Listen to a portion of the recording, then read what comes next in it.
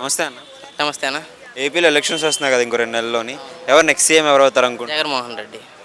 ఎందుకు జగన్ గారు? ఇప్పుడు చాలా అభివృద్ధి అయింది కదా ఆంధ్ర అంతా. ఒక విధంగా తీసుకుంటే మనం ఇదేంటిది వాలంటీర్ల వ్యవస్థ ఉంది. వాళ్ళు మార్నింగ్ వచ్చేసి పెన్షన్ ఇవ్వడం అందరికీ చాలా బాగుంది కదా.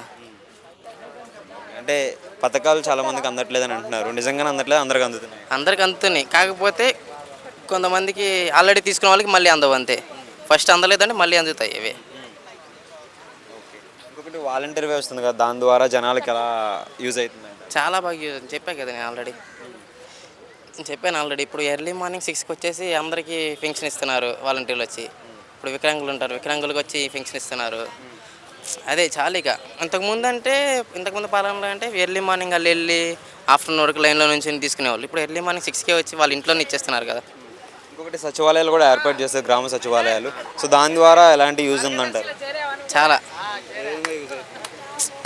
ఈ విధంగా అంటే మనం చెప్పలేము, కానీ చాలా విధాలుగా యూజ్ అవుతున్నాయి. అంటే జగన్ గారు వచ్చిన తర్వాత మెయిన్గా మార్పు ఏం కనిపించింది మీకు ఈ 5 సంవత్సరాలు? మన స్కూళ్ళు చాలా డెవలప్ అయినాయి. మన కార్పొరేట్ స్కూల్కి ఎక్కడ తీసుకోవట్లేదు, గవర్నమెంట్ స్కూల్లో చాలా అప్పుడే చాలు. మన భవిష్యత్తే విద్యార్థులు, వాళ్ళనే డెవలప్ చేస్తున్నారు కదా ఫస్ట్. అంటే ఫుడ్ కానీ లేదంటే మెయింటెనెన్స్గా చాలా బాగుందంట స్కూల్లో ఇప్పుడు. అంతే, ఇంకేం కాదు, ఇంతకుమించి చాలు.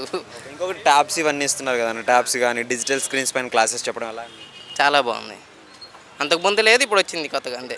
అంటే జగన్ గారు వచ్చిన తర్వాత మెయిన్గా ఆరోగ్యం అండ్ అలాగే విద్య పైన ఎక్కువగా కాన్సన్ట్రేషన్ చేశారని అంటున్నారు. నిజంగానే రెండు బాగా అభివృద్ధి అయ్యాయి. బాగా అభివృద్ధి అయ్యాయి. హాస్పిటల్స్ ఎలా ఉన్నాయి? చాలా బాగున్నాయి.